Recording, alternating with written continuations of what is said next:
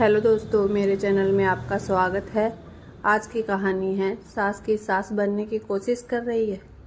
हवेली के बाहर बड़े से बरामदे में खाट पर बैठी अम्मा अपना हुक्का हुड़का रही थी। हुक्का हुड़काने की आवाज़ इतनी तेज थी कि घर में बाकी सदस्यों को साफ पता चल रहा था कि आज किसी न किसी की सामत आने वाली है। अम्मा अपनी जवानी के दिनों से ही तेज रही है। पहले अपनी सास को एक तरफ बैठा देती थी, अब बहुओं को। अम्मा हुक्का हुड़काए जा रही थी और आग्नेय दृष्टि से अपनी बड़ी बहू कमला को घूरे जा रही थी, जो वहीं बरामदे में सब्जियां साफ कर रही थी। वैसे भी इस हवेली का दस्तूर है, जब भी कोई गलती करता है तो सबसे पहले सामत बहुओं की ही आती है। और सबसे बड़ी बात, जरूरी नहीं कि गलती करने वाला घर का सदस्य ही हो। आस पड़ोस में, रिश्तेदारी में भी अगर किसी ने कुछ कह दिया या सुना दिया तो सामत तो बहू की ही आनी है, उसमें भी सबसे पहले बड़ी बहू की, क्योंकि छोटी बहुएं तो अपने पतियों के साथ दूसरे शहर में रहती थी। पर यहाँ गाँव में तो अम्मा जी के पास सिर्फ बड़ी बहू होती है, जो सेवा भी करती है, और अम्मा जी जब चाहे उसको लताड़ कर अपने सास होने का गुरूर भी रख लेती है। बाकी सबके लिए अम्मा जी का मातृत्व उभर उभर कर सामने आता था। बस पता नहीं क्यों बड़ी बहू के लिए ही उनका मातृत्व का तालाब सूख जाता था। फिर तो मातृत्व भी छोड़ो, नारीत्व भी गायब हो जाता था। कम से कम एक और दूसरी औरत को औरत तो समझ ले, पर पता नहीं क्यों अपनी सास की टेक दिखाने के लिए बहू के स्वाभिमान के चिथड़े करने में उन्हें बड़ा मजा आता था।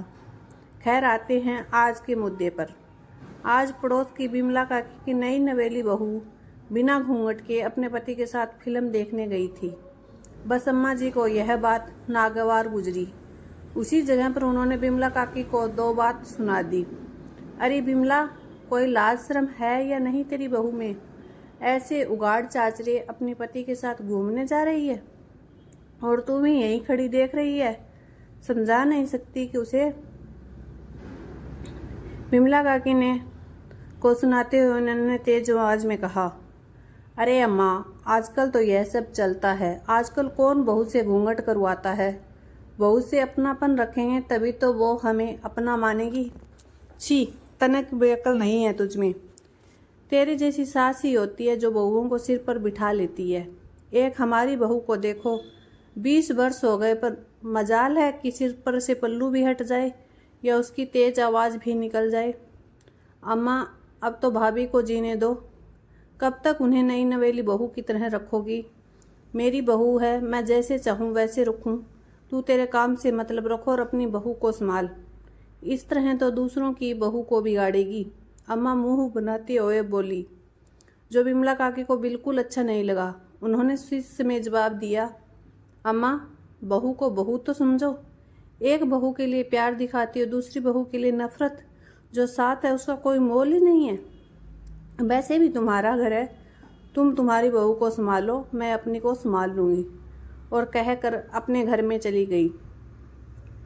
बस अम्मा को बिमला काकी का जवाब देना नागवार गुजरा। अब भरी तो पड़ी थी, भड़ास तो किसी न किसी पर निकालनी ही थी। बहू से बड़ा भड़ास निकालने का जरिया और कौन हो सकता था? किसी और को सुनाती तो दो और सुना कर जाता। तो आ गई घर में और खाट पर बैठकर हुक्का हुड़काने लगी और इंतज़ार करने लगी कि बड़ी बहू कुछ न कुछ आकर पूछे या बिना पूछे कोई काम करे और वो शुरू हो जाए। इतने में बड़ी बहू उठकर आई और अम्मा जी से बोली, अम्मा जी, क्या सब्जी खाओगे? बता दो, जो खाना भी बना दूँ। हाँ, काहे पूछ रही है? तू अपनी ही मनमर्जी की कर। अम्मा जी, हमने काहे की मनमर्जी कर ली? हम तो चुपचाप अपना काम कर रहे हैं। मुझसे जुबान लड़ा रही है? ज़्यादा पढ़ निकल आए हैं तेरे, यही सिखाया तेरे माँ बाप ने? आने दे मेरे बेटे को, बताती हूँ तुझे आज, वही तेरे पर कतरेगा। सास हूँ मैं तेरी, समझी तू? इतने में अम्मा जी का बेटा रामेश्वर भी आ गया। बस फिर तो क्या था, अम्मा जी को पूरा मौका मिल गया बड़ी बहू की हालत खस्ता करने का। उसे देखते ही बोले, देख ले, तेरी पत्नी आज जवाब दे रही है मुझे। जुबान खुलने लगी मेरे सामने इसकी।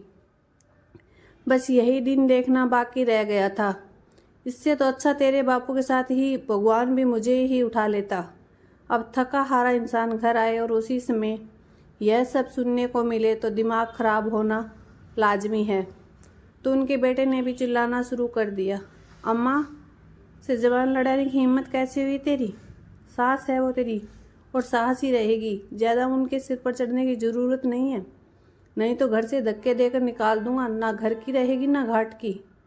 बाबा आप माँ से इस तरह से कैसे बोल रहे हो? माँ ने तो अम्मा से कुछ बोला ही नहीं। जो इतने में 16 वर्षीय बेटा हरी भी बोला, जो इतनी देर से अम्मा का तमाशा देख रहा था। उसे देखकर अम्मा छाती पीटते हुए बोली, हाय राम, बस अब यही दिन देखना बाकी रह गया था। ले तेरे पोते को भी मेरे खिलाफ भड़काने लगी। अब तो ये मेरी अम्मा के बारे में इस तरह बोलने की तेरी हिम्मत कैसे हुई? रुक, तुझे अभी बताता हूँ मैं। अपने बाप के सामने जबान चलाता है। रामेश्वर आगे बढ़कर हरि पर हाथ उठाने ही लगा था कि कमला ने हाथ पकड़ लिया। रामेश्वर ने उसे लगभग धक्का मारते हुए कहा, तेरी हिम्मत कैसे हुई मेरे हाथ पकड़ने की? यही सब सिखा रही है तू अपने बेटे को कि अपने बाप के सामने बोले, उसके खिलाफ बोले? रामेश्वर ने गुस्से से कमला से कहा। धक्का लगने पर कमला नीचे जमीन पर जा गिरी, यहाँ तक कि उसका पल्लू सिर से हट भी गया। उसे देखते ही अम्मा ने कहा, इसके साथ तो ऐसा ही होना चाहिए। सास की सास बनने की कोशिश कर रही है, अपने बेटे को भी सपोला बना लिया, जो अपने बाप को भी डसने की कोशिश कर रहा है। बस अम्मा जी बहुत हो गया, 20 वर्ष से बर्दाश्त कर रही हूँ। हर बार आप अपनी सास अपने के टेक दिखाने के लिए मेरे से विमान के चिथड़े चिथड़े कर देती हो, पर अब और नहीं। खुद का बेटा खुद के पक्ष में बोले तो कितना अच्छा लगता है, लेकिन अगर बहू का बेटा उसके पक्ष में बोल दे तो उसे सपोले का दर्जा दे दिया। खबरदार मेरे बेटे के बारे में कुछ भी कहा तो आज तक जिसने मेरी आवाज़ नहीं सुनी वो भी मेरी आवाज़ सुनेगा अगर आपने ऐसा किया तो। कहती हुई कमला डटकर अपने बेटे के सामने खड़ी हो गई। देखकर अम्मा जी और रामेश्वर दोनों चौंक गए। अम्मा जी रामेश्वर की तरफ देखने लगी, पर रामेश्वर से एक बोल ना बोलते बना। अरे तू खड़ा खड़ा देख क्या रहा है? जबान मुंह में ही बंद हो गई क्या? तेरे सामने पत्नी इतनी जोर से बोल रही है, वह भी उगाड़ चाच रहे, और तू है कि सुने जा रहा है? अम्मा जो आज तक ना बोली वो अब जाकर बोली है। कहीं ना कहीं गलती तो हमारी भी रही होगी। तू कह देती और मैं बस इसके पीछे पड़ जाता हूँ, पर आज मेरा पूरा परिवार एकजुट होकर मेरे खिलाफ खड़ा है, सिर्फ तेरे कारण अम्मा। कहकर रामेश्वर चुपचाप अपने कमरे में चला गया और अम्मा जी अपने बेटे को जाते हुए देखती रह गई। समझ गई थी कि अब बहू की ज़बान खुल चुकी है और वह अकेली नहीं है, तीसरी पीढ़ी उसके साथ खड़ी हो चुकी है। दोस्तों ये थी मेरी आज की कहानी। आप लोगों को कैसी लगी कमेंट करके ज़रूर बताइएगा। थैंक यू सो मच मेरी कहानी सुनने के लिए। अगर आपको मेरी कहानी अच्छी लगती है तो मेरे चैनल को लाइक और सब्सक्राइब भी कर दीजिएगा। Thank you so much. मेरे चैनल को ग्रो करने में मेरी हेल्प कीजिए, मुझे आपके साथ की ज़रूरत है।